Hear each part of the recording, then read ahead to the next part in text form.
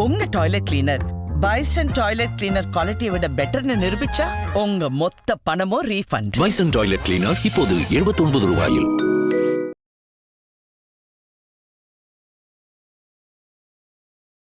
யார் தலைவன் என்ற உங்களுக்கு சந்தேகம் எழும்பொழுது நான் சொல்கிற 4 வார்த்தையை மட்டும் ஞாபகம் வச்சுங்க, உங்களுக்கு புரிஞ்சிடும் எளிதில் யார் தலைவன் என்று. 1 மக்களின் தலைவன், 2 மாடுகளின் தலைவன், இன்னொன்று அடிமைகளின் தலைவன், அடிமையாக சில தலைவன். இவ்வளவுதான், 4 கேட்டகரி தான். நான் ஆரம்பத்துலேருந்தே சொல்கிறேன், நம்ம மக்களை சோத்துக்கு வக்கத்து போனவனா நீ மாற்றி வச்சிருக்கிற, 1000 ரூபாய்க்கு கையேந்த வைக்கிற, ரேஷனில் போய் நிற்கிறதுக்கு வச்சுருக்கிற, முழுக்க அவனை வந்து அடிமையாக இங்கே மாற்றி வைத்துட்டு அவனை அல்லோலப்பட வச்சுக்கிட்டு இதில் உங்களுக்கு விளம்பரம் வேறு. யார் தலைவன்? டேய், நான் ஒரு நாள் தாண்டா வெளியே வந்தேன், சூரியன் நீ மறைஞ்சே போயிட்டேன். நான் ஒரு நாள் வெளியே வந்ததுக்கே சூரியன்ற ஒன்று இங்கே இல்லாமல் நீ மறைஞ்சு ஒழிஞ்சிட்ட.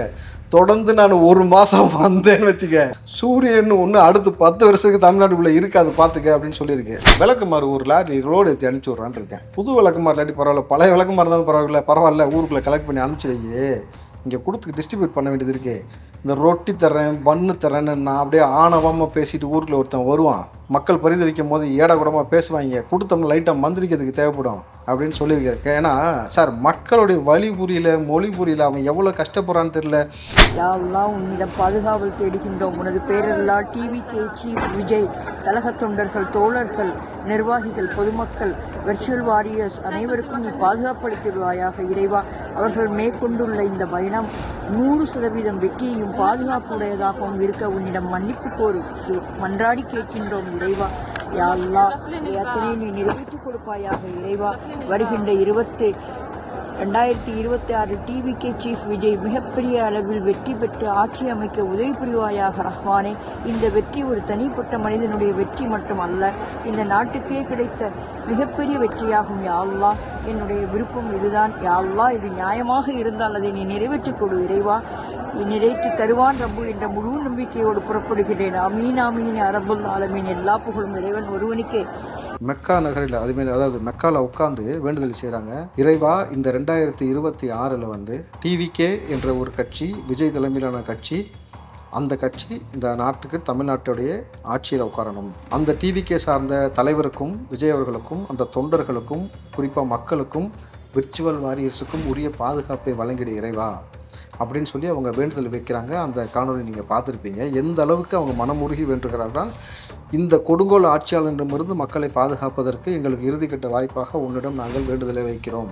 சபரிமலைக்கு செல்லக்கூடிய சகோதரர்கள் வந்து டிவிகே கொடியை வந்து அந்த இருமுடி கட்டினதை எடுத்துக்கிட்டு அவங்க போகிறதையும் நம்ம பார்க்க முடியுது.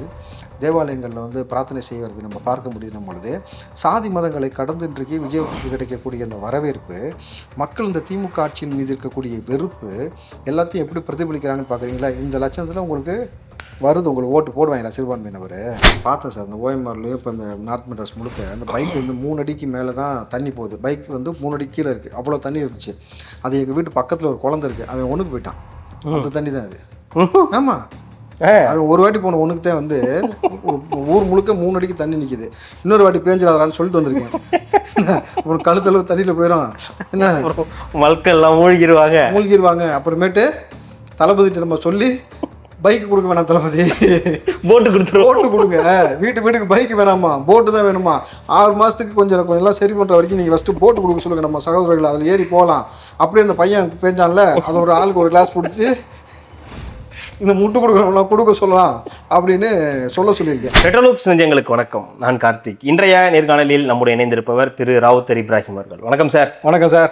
எப்படி வந்தீங்கன்னு தெரியல, ஊரு ஃபுல்லாக மழை வெள்ளம். கூப்பிட்டு வந்ததுக்கு முதல்ல நன்றி. இவ்வளோ மழையிலையும், இவ்வளோ மழை, கடும் மழையில் இது புயலில் இடுப்பளவு தண்ணி எங்கே பார்த்தாலும் நிற்கிது. அங்கே களத்தில் ஒரு தலைவர் நிற்கிறாரு, அவர் கூட ஒரு 2-3 பேர் வந்து இருக்காங்க, மக்கள்கிட்டலாம் குறைகளெல்லாம் கேட்கிறாரு. அப்படின்னும் போது அவர் தான் வந்து களத்தில் நிற்கிறாரு. அப்படின்னும் போது அவர் தான் தலைவர். யார் தலைவன் அப்படின்னு கேட்குறாங்க இல்லையா? உங்களுடைய பதில் என்னவா இருக்கு? யார் தலைவன்? மக்களுக்கு இந்த ஒரு பெரும் குழப்பமே இருக்க வேண்டியதே இல்லை. யார் தலைவன் என்று உங்களுக்கு சந்தேகம் எழும் பொழுது நான் சொல்கிற 4 வார்த்தையை மட்டும் ஞாபகம் வச்சுங்க, உங்களுக்கு புரிஞ்சிடும் எளிதில் யார் தலைவன் என்று. 1 மக்களின் தலைவன், 2 மாடுகளின் தலைவன், இன்னொன்று அடிமைகளின் தலைவன், அடிமையாக சில தலைவன். இவ்வளவுதான், 4 கேட்டகரி தான். ஸோ ரிப்பீட் பண்ணுங்க. மக்களின் தலைவன், ம். மாடுகளின் தலைவன், ம். அடிமைகளின் தலைவன், ம். அடிமையாய் சில தலைவன். ஸோ பேரன்பு கொண்டு மக்களை யார் நேசிக்கிறார், மக்கள் பேரன்பு கொண்டு யாரை அதிகமாக நேசிக்கிறார்கள், அவன் மக்கள் தலைவன். மிச்சதெல்லாம் என்னன்னு உங்களுக்கே புரியும். ஸோ நீங்கள் செய்த பெரும் தவறு, அந்த தவறுனால வந்து ஊர் முழுக்க பார்த்தீங்கன்னாக்கா தண்ணீர் அங்கங்கே நின்று கொண்டு இருக்கிறது. தன்னுடைய ஒட்டுமொத்த வாழ்நாள் உழைப்பையும் இந்த மழை தண்ணீருக்கு பலி கொடுத்து விட்டு நிற்கிறார்கள் நிர்கதியாக மக்கள். அந்த இடத்தில் ஒரு ஆள் வந்து நின்றுக்கிட்டு சீன் போட்டுக்கிட்டு, பார்த்தீங்களா எங்கள் ஆள் உடனே களத்துக்கு வந்துட்டாரு. அது வந்ததே ஒரு சீன் தான் அப்படின்னு சொல்ல முடியுமா? அவர் மழை பெய்யுது மக்களுக்காக வந்து நிற்கிறாருன்னு அதை போய் சீன், சும்மா நடிக்கிறாரு, விளம்பரம் தேடுறாங்கன்னு சொல்றது. நீ ஒழுங்கா வேலை செஞ்சிருந்தா நீ ஏன் ரோட்டுக்கு வந்து நீ நிற்கிற, நாங்கள் ஏன் ரோட்டில் பரிது வச்சு நிற்கிறோன்னு ஒரு கேள்வி இருக்குல்ல. உங்கள் ஆட்சி 4.5 வருஷம் நடக்குதுல்ல. நீ இன்னும் மேயர் பிரியா சொன்ன வார்த்தையை நான் பதிவு பண்ணிக்கிறேன். இன்றைக்கு ஊடகத்தில் அவங்க பதிவு பண்ண வார்த்தை, சார் வெறும் 5 சென்டிமீட்டர் மழை தான் பெஞ்சிருக்கு அப்படின்றாங்க. வெறும் 5 சென்டிமீட்டர் மழை தான். சரி, வெறும் 5 சென்டிமீட்டர் மழை பெஞ்சிருக்கிறதையே தண்ணி வடிக்கிறதுக்கு துப்பு இல்லாமல் வச்சிருக்கிறீங்கனாக்கா இது என்ன ஆட்சி?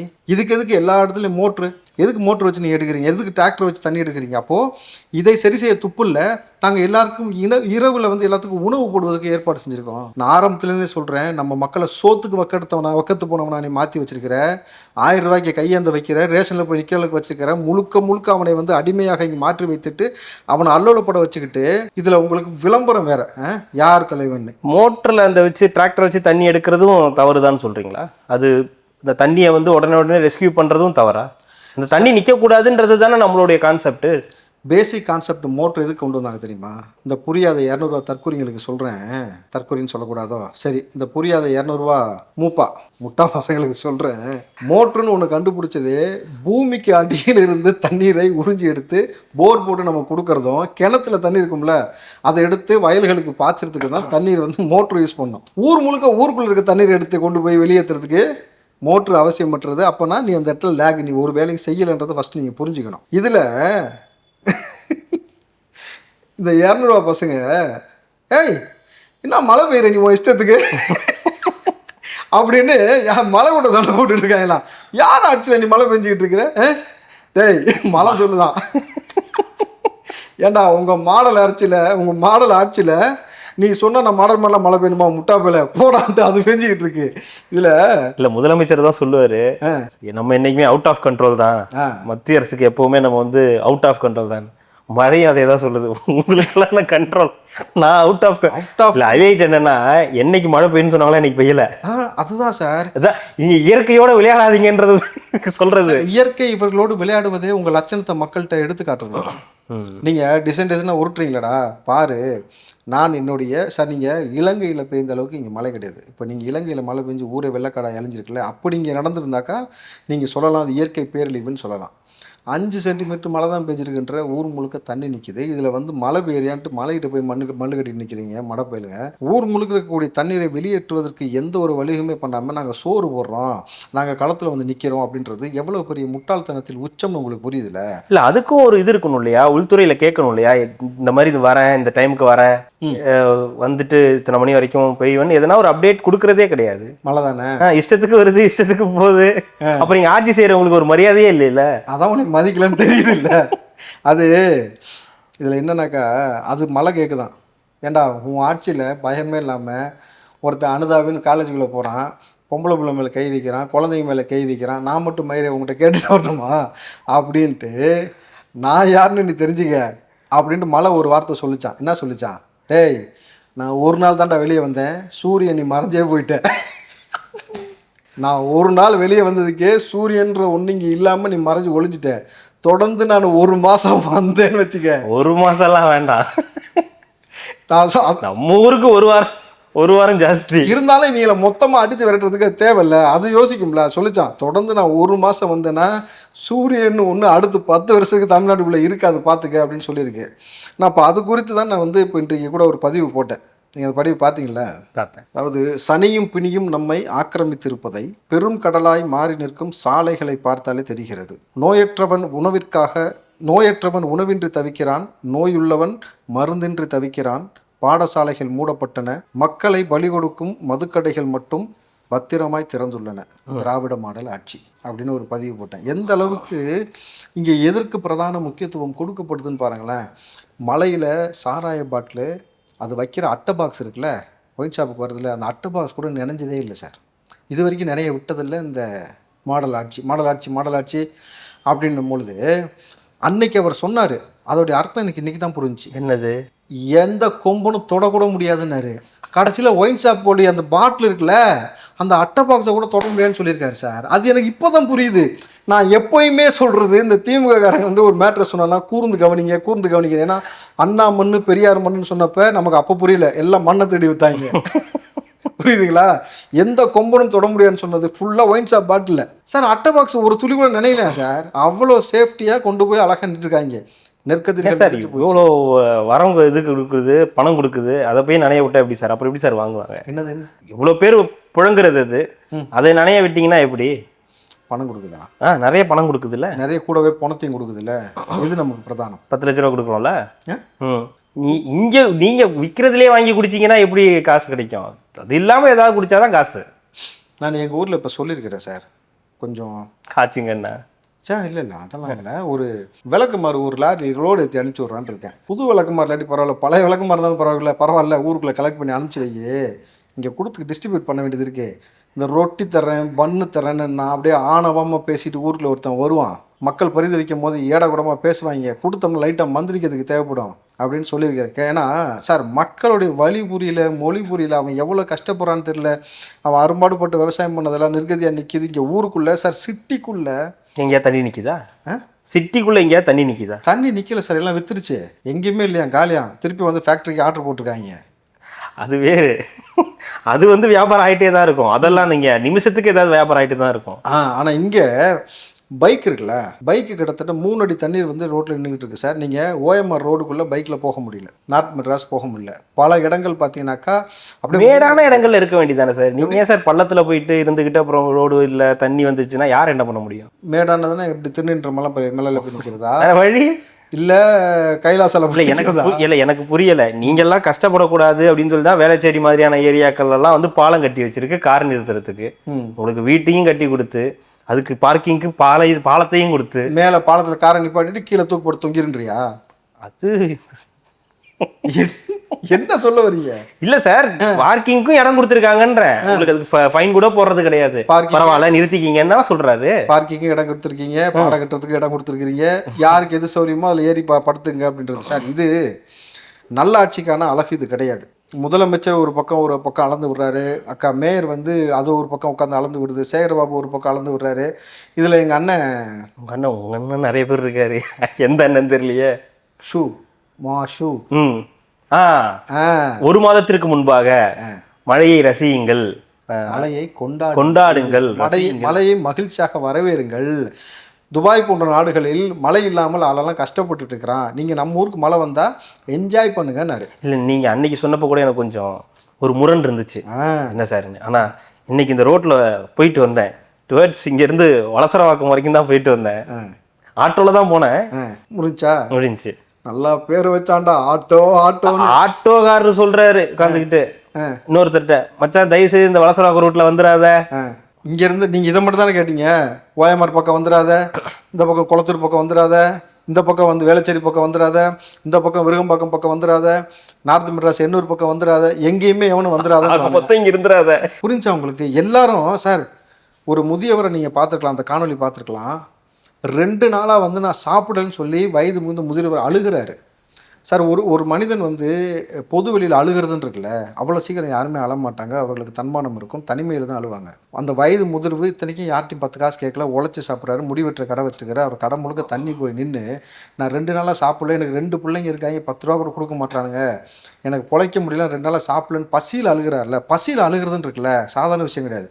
ஒரு மூதாட்டி வந்து தண்ணீரிலேயே இடுப்பளவு தண்ணியிலே இருந்து இறந்து போயிட்டாங்க. நம்ம அந்த காணொலியெல்லாம் பார்க்குறோம். தமிழ்நாடு முழுக்க வந்து என்னைக்கு மழை வருதுன்றதை கூட கணிச்சு சொல்கிறதுக்கு துப்பு இல்லாமல் ஸ்கூல் பிள்ளைங்கள ஒரு நாள் முழிக்க நிலைய வர்றீங்க சார். லீவுன்றது யார் சார் அனௌன்ஸ் பண்ணணும்? அரசாங்கம் அனௌன்ஸ் பண்ணணும். அந்தந்த மாவட்ட ஆட்சியர் முடிவெடுத்துக்க, நீ எதுக்கு சொல்கிற? ஆமாம், அது கடந்த காலங்கள்லாம் கிடையாது. இப்போ சமீபத்தில் இந்த ஆட்சி வந்தது, இது ரொம்ப இப்போ சமீபத்தில் கொடுத்த அதிகாரம். அந்த மாவட்ட ஆட்சியர் நீ முடிவெடுத்துக்கன்னு சொல்கிற, அந்த மாவட்ட ஆட்சியர் தூங்கி எந்திரிக்கிறதே 12 மணி ஆகுது. மக்கள் சொல்கிற குற்றச்சாட்டு நான் சொல்லலை. ஏன்னா பிள்ளைகள் ஸ்கூலுக்கு போனதுக்கு அப்புறமேட்டு மாவட்ட ஆட்சியர் 10 மணிக்கு லீவ் அனௌன்ஸ் பண்ணுறதுக்கு எதுக்கு மாவட்ட ஆட்சியர் லீவு அனௌன்ஸ் பண்ணணும்? அவன் நினைஞ்சு போகிறான். சாயங்காலம் அந்த பிள்ளைகளை கூப்பிட்டு வரதுக்கு பெற்றோர்கள் நினைஞ்சு போகிறாங்க. பெரும்பாலும் இன்றைக்கி வேலைக்கு போகிறவங்க ஜாஸ்தி சார். வீட்டில் உள்ள முதியோர்கள் தான் போய் பிள்ளைகளை கூப்பிட்டு வரக்கூடிய சூழல் இருக்குது. அவங்க மழையில் நினைஞ்சு இந்த பிள்ளைகளும் நினைஞ்சு அல்லோலப்படுதுங்கல்ல. இதை கூட சரி செய்யறதுக்கு துப்பு இல்லை சார். ஒரு லீவுன்றதை அரசாங்கம் அனௌன்ஸ் பண்ணணும். பள்ளிக்கல்வித்துறை அமைச்சர் இருக்கார்ல, அவர் சொல்லணும் சார். வளர்ந்துட்டேன் சார். அவருக்கு இன்னைக்கு பிறந்த நாள். யாருக்கு? அன்பில் மகேஷ் அவர்களுக்கு. நடிப்பு அரக்கனுக்கா? அவருக்கு இல்லை, ஃபாலோ பண்ணுங்கடா, கண்டிஷன்ஸை ஃபாலோ பண்ணுங்கடான்னு ட்ரெண்டான அமைச்சர் அன்பில் மகேஷ் அவர்களுக்கு இனிய பிறந்த நாள் வாழ்த்துக்கள். சொல்லிடுங்க, அது மாண்பு, அதுதான் மாண்பு. ஆமாம். பள்ளிக்கல்வித்துறை அமைச்சருக்கு இறுதி கட்டமாக மீண்டும் ஒரு 6 மாதம் தான் உங்களுக்கு பதவியில் இருப்பதற்கான வாய்ப்பு இருக்கிறது. இந்த காலகட்டத்திலாவது என் குழந்தைகள் மீது, பள்ளி குழந்தைகள் மீதோ பிள்ளைகள் மீதோ யாரும் பாலியல் அத்துமீறல்கள் செய்யாமல் பார்த்து கொள்வதற்கான முயற்சி எடுக்கணும். ஸ்கூல் பிள்ளை யூனிஃபார்ம் போட்டிருக்கும் பொழுது அந்த பிள்ளையை ஒருத்தன் வெட்டி சாய்ச்சிட்டாங்கன்னா ஸ்கூலுக்கு உள்ளேயா வெளியிலையான்னு கேட்காம உடனடியாக நடவடிக்கை எடுக்கணும். உங்களுடைய நேரடி கண்காணிப்பில் விடுமுறை நாட்களே ஸ்கூல்களுக்கு அனௌன்ஸ் பண்ணுவதற்கான முன்னெடுப்பை எடுக்கணும். இதையெல்லாம் இந்த பிறந்த நாளில் நீங்கள் உறுதிமொழியை எடுத்து இருக்கிற 6 மாதத்தில் நல்லாட்சி கொடுப்பதற்கான முயற்சி எடுக்கணும் அப்படின்னு சொல்லி அவருக்கு இனிய பிறந்தநாள் வாழ்த்துக்களை தெரிவிச்சுக்கிறோம். அடுத்த ஆட்சியில் திராவிட மாடல் 2.0 ஒரு நிதியமைச்சர் ஆகிடுவார். அதுக்கு வார்த்தை நீங்களே போட்டுருங்க, நான் சொல்லக்கூடாது. என்ன சொன்னால் அப்புறம் பீ போடுற மாதிரி ஆயிரும். இது என்னது இது சார்? ஆயிடுவார் சார். நான் இப்போ கேளுங்க, நான் இப்போ சமீபத்தில் போயிருந்தேன் தஞ்சாவூர், திருச்சிலாம். இப்போ திருச்சிக்கு வந்துட்டு இருக்கும்போது பார்த்தோம், ஊர் ஃபுல்லாக ஒரே கட் அவுட்டு. தலைவனுக்கு கெட் அவுட்டுனா கட் அவுட்டு. அதான் கெட் அவுட் கிடையாது. கெட் அவுட் யாருக்கு தெரியுமா? பெரியவருக்கு, சீனியருக்கு. எந்த சீனியருக்கு? அவங்க கூட அந்த ஊர்ல இன்னொரு சீனியர் இருக்கார்ல, இவரோட நண்பர் தாத்தா காந்தி, மாமா நேரு, அவர் தானே? ஆமா, அவரு இதுவே காணும் சார், பேனரே காணும் சார். முழுக்க தலைவந்து தான் இருக்கு. ஆனா சமகாலத்தில் ஒருத்தர் கெட் அவுட் சொன்னாங்க. அதை நான் யாரும் சொல்லவா? முதலமைச்சர் ஸ்டாலினுக்கு. அது தெரியுமா? எப்போ சார்? கோ பேக் ஸ்டாலின் கோயம்புத்தூருக்கு போனார்ல, கோ பேக் ஸ்டாலின் ஊரே சேர்ந்து அவருக்கு கோ பேக் ஸ்டாலின் யாரா காட்டுறான்னு பார்த்தா பூரா பிஜேபிக்காரன். நீ பிஜேபியோட நீ போய் உறவு கொண்டாடல, அது கொடுத்துருக்க ரிசல்ட்டை கொண்டு நீ பாரு. போய் பாபர் மசூதி இடித்த பிறகு நீங்கள் பிஜேபியோட கூட்டணி வச்சு ராஜாவெல்லாம் எம்எல்ஏக்கு சட்டமன்றத்தில் கூட்டு போனீங்களே, அதோடைய விளைவு இன்னைக்கு அவன் கோயம்புத்தூருக்குள்ள ஒரு முதலமைச்சர் வரும்பொழுது கோ பேக் ஸ்டாலின்னு காட்டுறான், கருப்பு பல்லுன்னு விடுறான். இதை விட கேவலம் ஒன்று இருக்கா? சொல்லுங்க பார்ப்போம். ஆனால் நீங்கள் இப்படி சொல்கிறீங்க, உண்மையாகவே இஸ்லாமியர்கள் திமுக பக்கம் தானே இருக்காங்க. திமுகவுக்கு தானே ஆதரவு, சிறுபான்மையினரும் சரி இஸ்லாமியர்களும் சரி. திமுகவுக்கு அவங்களுடைய வாக்கு வங்கி அதுதானே அதை தானே அவங்க அதிகமாக நம்புகிறாங்க. இஸ்லாமியர்களுடைய கடமைகளில் 5 கடமை. அந்த கடமைகள் ஒரு கடமை ஹஜ்ஜுக்கு போகிறது. உங்களுக்கு தெரியும், இன்றைக்கு நீங்கள் அந்த காணொலியை பார்த்துருப்பீங்க, வைரலாக போகுது. ஆமாம். ஹஜ்ஜில் உட்காந்து ஒரு பெண்மணி பிரார்த்தனை செய்கிறார்கள்.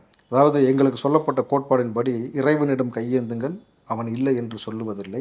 பொறுமையுடன் கேட்டு பாருங்கள், அவன் பொக்கிஷத்தை மூடுவதில்லை. இல்லை என்று சொல்லும் மனம் இல்லாதவன், ஈடு இணை இல்லாத கருணை உள்ளவன். அல்லல் படும் மாந்தர்களை அயலாதீர்கள், அல்லாவின் பேரோர்களை நம்பி நில்லுங்கள் அப்படின்ற மாதிரி ஒரு பெண் தன்னுடைய நோட்டில் எழுதி வைத்து கொண்டு வேண்டுதலை, யா அல்லாஹ் உன்னிடம் பாதுகாவல் தேடுகின்றோம். உனது பேரல்லா டிவிகே சீஃப் விஜய், கழக தொண்டர்கள், தோழர்கள், நிர்வாகிகள், பொதுமக்கள், வெர்ச்சுவல் வாரியர்ஸ் அனைவருக்கும் நீ பாதுகாப்பளித்திடுவாயாக இறைவா.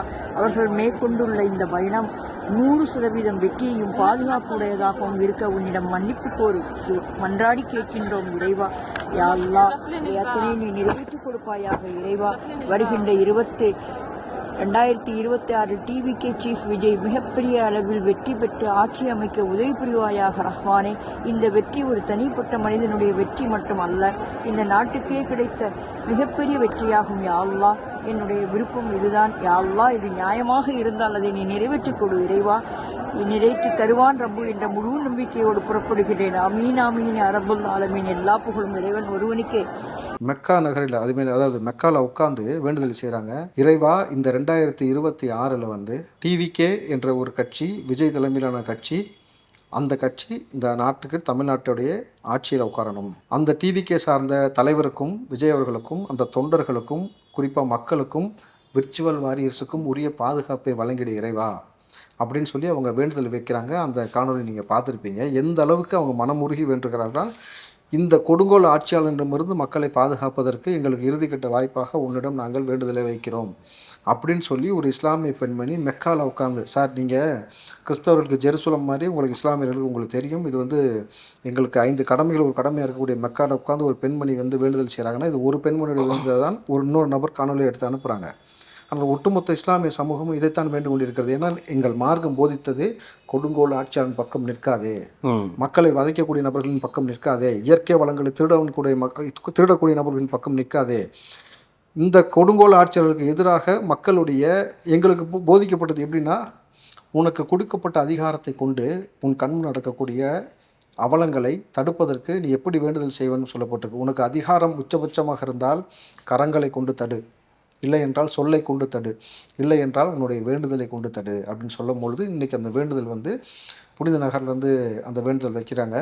இன்னொரு பக்கம் நீங்கள் அப்படியே கட் பண்ணினாக்கா சபரிமலைக்கு செல்லக்கூடிய சகோதரர்கள் வந்து டிவிகே கொடியை வந்து அந்த இருமுடி கட்டினதை எடுத்துக்கிட்டு அவங்க போகிறதையும் நம்ம பார்க்க முடியுது.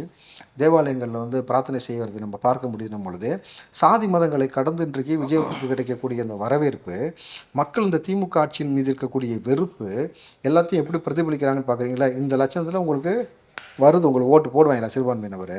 நீங்கள் உங்களுக்கு லாஜிக் புரியுதா? நீங்கள் இஸ்லாமியர்களுக்கு எந்த காலத்திலும் இல்லாத பெரிய அநீதியை இழைத்தது நீங்கள் தான், எங்களுக்கு தெரியும். இந்த துலுக பசங்களுக்கு என்ன இவ்வளோ தேவையான்னு சொல்லி நம்ம கொண்டு போய் கொடுத்த அந்த மனுவை தூக்கி எறிஞ்சது கலைஞர் கருணாநிதினு இருக்குது. அதை தாண்டி சட்டமன்றத்துக்குள்ளே இஸ்லாமிய தீவிரவாதிகள்ன்ற வார்த்தையை அவர் பயன்படுத்துனதாக இருக்கட்டும், இஸ்லாமியர்களை குறித்து விடுதலை செய்வேன்னு சொல்லிட்டு 4 முறை அஃபிடவிட் தாக்கல் செய்த ஸ்டாலின் அவர்களாக இருக்கட்டும், இஸ்லாமியர்கள் நோன்பு நோர்த்த புனித நோன்புக்கு கலந்து கொள்ளக்கூடிய அந்த இஃப்தார் நிகழ்ச்சி, நோன்பு திறக்கக்கூடிய நிகழ்ச்சியில் குப்பை வண்டி, மாநகராட்சியோட குப்பை வண்டியில் உதயநிதி கலந்து கொண்ட நிகழ்ச்சியில் கொண்டு வந்து உணவை கொடுத்ததாக இருக்கட்டும், நீங்கள் எவ்வளவு இஸ்லாமியரை கேவலமாக கீழ்த்தரமாக நடத்தினீர்கள் என்பதற்கு இது ஒரு சான்றுன்னும் பொழுது உங்களுக்கு ஓட்டு போட்டுருவாங்களா? போட விட்டுருவோமா? எதுக்கு நம்மலாம் களத்தில் நிற்கிறோம்? அதாவது எந்த மனிதன் இங்கே வந்து ஒரு சராசரி வாழ்க்கையை கூட வாழ முடியாத அளவுக்கு நீங்கள் மாற்றி வைத்து விட்டு சாமானிய வாழ்க்கையை விட மோசமான ஒரு பின்தங்கிய நிலையில் இருந்த நீங்கள் 30 கோடி 50 கோடின்னு வாட்சி கட்டி பல கோடிக்கு அதிபதியாகி நீங்கள் வந்து சொகுசான ஒரு வாழ்க்கையை வாழ்ந்து கொண்டு இருக்கிறீர்கள்னு பொழுது இங்கே ரெண்டுமே இன்பேலன்ஸ்டாக இருக்குதா சார்? உங்களுக்கு அது பார்க்குறோம்ல கண்ணுக்கு முன்னாடி. அதிகாரம் என்பதை இறைவன் எல்லார் கையிலும் ஒப்படைக்க மாட்டான். அது ஒப்படைப்பது என்பது இறைவன் உங்களுக்கு கொடுக்கப்படக்கூடிய சோதனைன்னு நம்ம சொல்கிறோம்.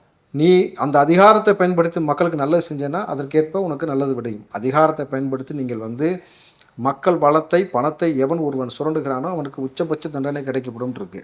அந்த தண்டனை உங்களுக்கு எனக்கு தெரிஞ்சது நீங்கள் தொடங்க ஆரம்பிச்சிருச்சுன்னு நினைக்கிறேன். ஏன்னா ஒரு நாள் மழைக்கு வந்து மழை வெளியில் வந்த உடனே சூரியன் மறைஞ்சிருச்சு. 1 மாதம் வந்துருச்சுனாக்கா 10 வருஷத்துக்கு இல்லாமல் போயிடும். அதுக்கப்புறம் மிச்சத்தை நம்ம என்ன செய்யணுமோ அதை செய்ய வேண்டிய கடமையும் பொறுப்பும் மக்களுக்கும் இருக்கு. அப்போ மக்கள் செழிப்பாக இல்லை, இந்த மழை பெஞ்சதுனால பெரிய சந்தோஷம் அந்த மாதிரிலாம் உங்களுக்கு எதுவும் இல்லை? சந்தோஷமாக இருக்கிறதுக்கு அவன் எனக்கு எங்கே சார் பாலைவனத்தில் மழை பெஞ்சிருக்கு?